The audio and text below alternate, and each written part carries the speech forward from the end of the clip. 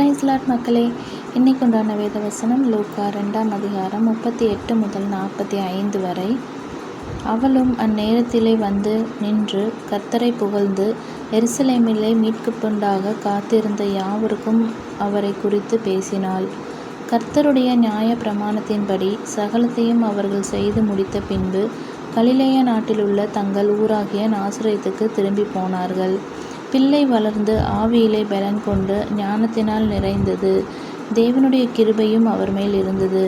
அவருடைய தாய் தகப்பன்மார் வருஷந்தோறும் பஸ்கா பண்டிகையில் எருசலேமுக்கு போவார்கள்.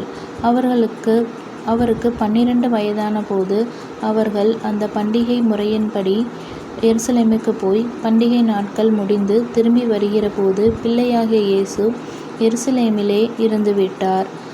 இது அவருடைய தாய்மாருக்கும் யோசேப்புக்கும் தெரியாதிருந்தது.